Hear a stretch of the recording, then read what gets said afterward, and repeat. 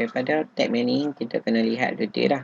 Okay, so this one is the 3 CO, CO1, CO2, CO3, dan setiap CO ni dia akan ada teaching methodology punya kolom dan juga assessment punya kolom. So teaching methodology kolom hanya ada teaching method lah kat sini, teaching method, lecture, blended learning ataupun laboratories. Kemudian kita ada assessment lah, assessment, test, lab selesai dan juga projek lah. Okey, ini sebagai contoh sahaja. So dalam assessment type ni kat sini tak boleh ada test lah dekat sini. Contohnya kat teaching methodology tak boleh ada test dekat sini. Tak boleh ada test kat sini. So salah lah. Sebab teaching methodology mana boleh ada test. Test adalah assessment kita. Jadi so kita lihat kat sini. Okey, dia punya link dia. Ini yang kena perhati betul-betul lah.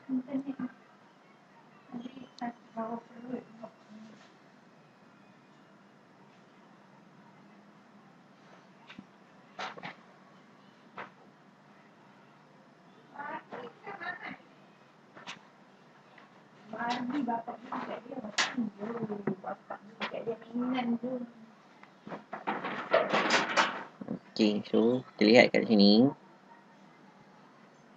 Assessment. Nampak ni assessment. Dalam assessment kita pergi kat bawah ni, continuous assessment. So nampak dekat sini tidak ada sebarang assessment yang link. Sebab tu dia keluar tadi tu, no link tadi kan. Sebab kat sini untuk test assessment ni kita link saja, kita buat map kepada CO3.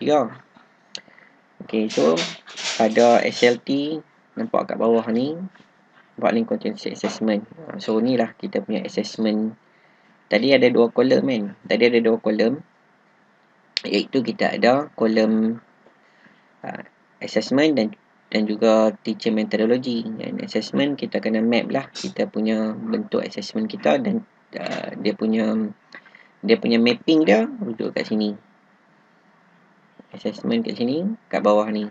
Ni assessment, so ada 4 assessment. Okey, 4 assessment. So ni dia akan link dengan kita punya CO 1311 dan dekat SLT so ada 4. Nampak sini ada 4. So dia akan automatic kita punya SLT dah berapa banyak. So dia pecahkan lah. So kat sini lah yang kita kena lihat kita punya topik kita. So topik kita, so kita ada topik 1, topik 1, topik 1, 2, topik 2, topik 3. So kita ada, dia akan link lah topik 1 ni. Topik 1 dia akan link dengan kita punya teaching methodology adalah lecture. Lecture. So bila lihat kat sini topik. Okey, so kita akan dapat lah yang CO yang pertama dia akan link lah dengan kita punya CO yang pertama akan link dengan topik yang pertama, dan topik yang pertama teaching methodology dia adalah lecture. Dia akan lecture. Jadi kita akan lihatlah lagi CO yang pertama. CO yang pertama dia akan link dengan chapter yang kedua. Chapter yang kedua adalah lecture juga. Lepas tu lihat balik topik chapter yang ketiga, dia akan link dengan CO1. Chapter yang ketiga link dengan CO1.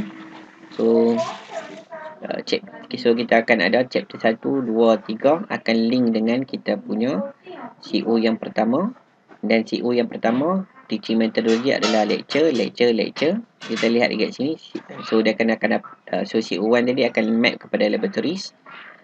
Kemudian chapter yang kedua akan laboratories, iaitu ini adalah CO1, CO1, CO1, CO1, CO1, CO1, CO1, CO1, CO1. So blended learning akan map kepada CO1, laboratories akan map kepada CO1, dan juga this one akan lab kepada CO1. So dalam teaching methodology nanti kolom dia kita akan ada lecture, blended learning dan juga laboratories. Sebab tiga benda ni, topik ni dia dah map CO1 kita ni akan map kepada chapter 1, chapter 2, chapter 3. So sebab tu dalam SLT bila kita preview nanti, apa yang kita akan lihat nanti adalah pada CO1 kita ada lecture, kita ada blended learning, kita ada laboratories. Dan assessment dia adalah kita punya kita tengok balik, saya lupa dah kat sini, test. Nampak? Tengok bawah balik. Kita nampak lecture, laboratory, blended learning. So kita ada test. Ini assessment kita lah.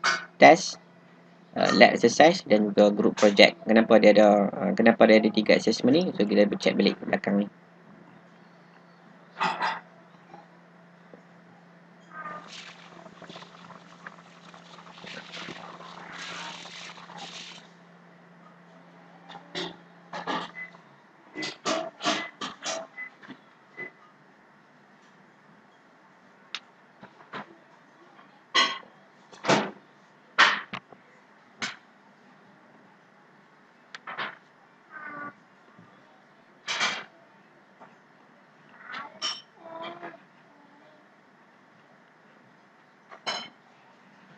So assessment kita tadi CO1.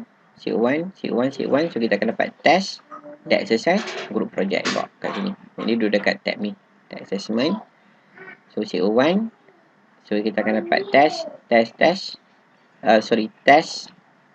laboratories, ni test, lab exercise, group project, CO1. Dan topik kita ada CO1, chapter 1, chapter 2, chapter 3, map kepada CO1. So dalam SLT kita, so chapter 1 lecture, chapter 2 lecture, chapter 3 lecture, chapter 1 laboratories, chapter 2 laboratories, chapter 3 laboratories, chapter 1, 2, 3 blended learning. So pada CO1 dia akan map kepada lecture, laboratories dan juga blended learning.